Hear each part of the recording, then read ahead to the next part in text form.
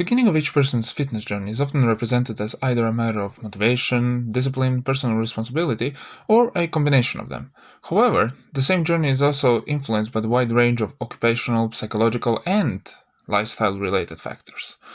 And while many of us do understand the health benefits associated with regular exercise, maintaining consistent physical activity can be difficult due to the barriers such as time constraints, work-related stress, sedentary behavior, and/or inadequate recovery management. Yes, I used and/or just like in text writing.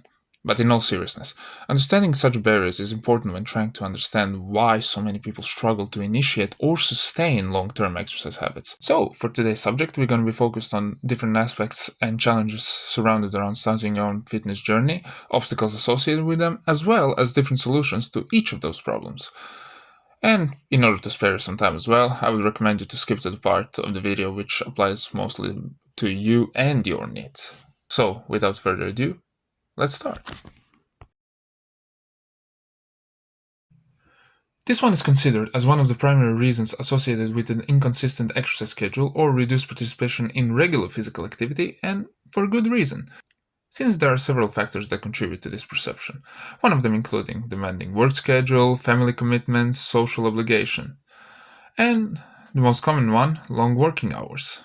This appears especially relevant within sedentary occupations where a person may spend prolonged periods of day doing a desk job, or more specifically sitting.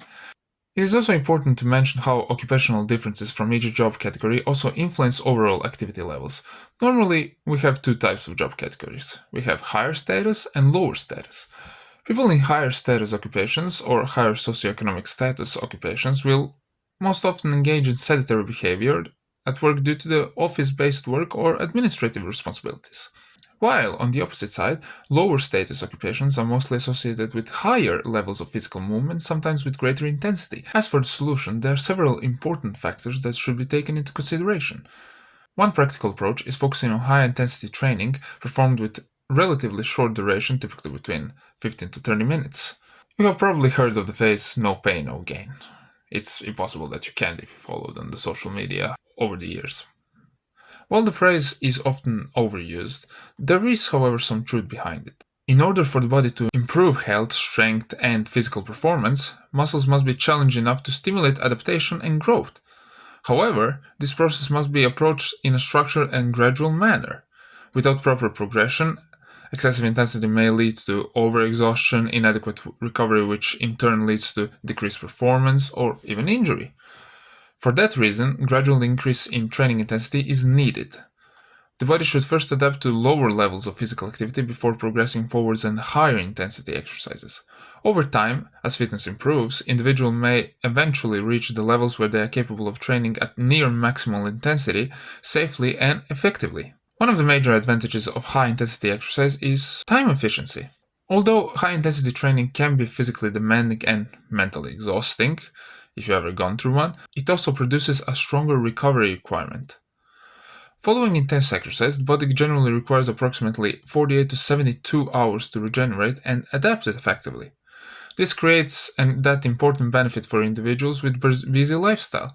Rather than needing long daily training sessions, shorter high-intensity workouts can provide sufficient stimulus for improvements while allowing time to focus on other important responsibilities such as work, family, social life, and overall recovery. So, in simple terms, short high-intensity workouts create a strong muscular and cardiovascular challenge, which requires longer recovery periods while simultaneously creating more open time to manage everyday life. But before implementing high-intensity exercises, two important factors should always be considered.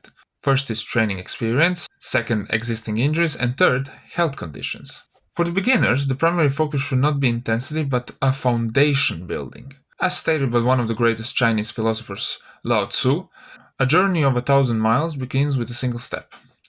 This principle strongly applies to physical activity. The early stages of exercises should focus on learning proper movement patterns, understanding exercise technique, developing body awareness, and gradually improving physical conditioning. However, rushing into high-intensity training without proper preparation may increase the risk of muscular imbalances, movement dysfunction, strains, overuse injuries, superiority complex, resulting in poor-term exercise habits. And that's why technique development is essential. Movements should initially be practiced at low intensity with repeated exposure so that the body can eventually perform them naturally and efficiently without excessive effort. In other words, performing the same movement as often as possible, preferably every day.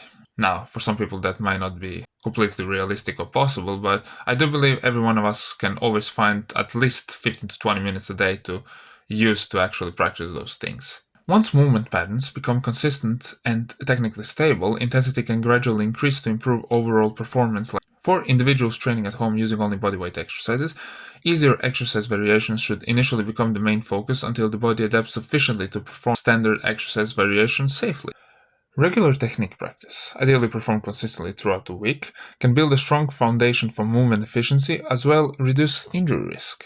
As training intensity increases over time, exercise frequency may gradually decrease in order to allow for adequate recovery.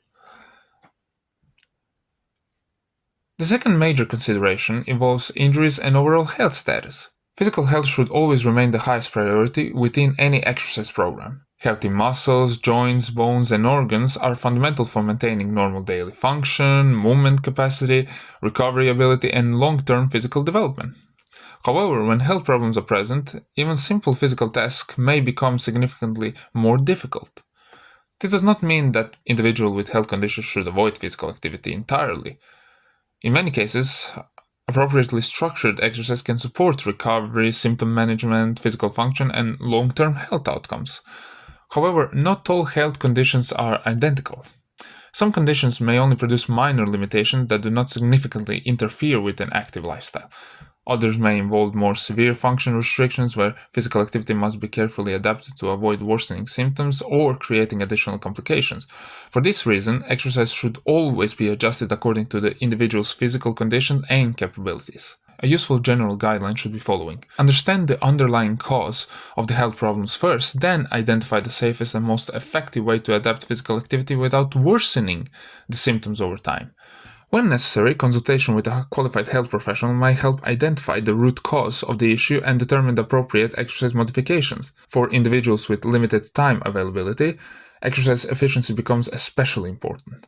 One practical approach is focusing on full body training methods that simultaneously challenge muscular endurance, cardiovascular fitness, and overall work capacity. Some of the examples include supersets, where you need to perform multiple exercises consistently with minimal rest in between movements, or performing circuit type training like Tabata, performing several exercises continuously in sequence with short rest intervals in order to challenge both muscles and cardiovascular systems simultaneously. These training methods can provide substantial physical benefits within shorter workout durations, making them particularly useful for individuals balancing work demands, family responsibilities, and limited recovery time. At the same time, intensity should always progress gradually according to the individual's fitness levels, movement quality, recovery ability, and overall health status.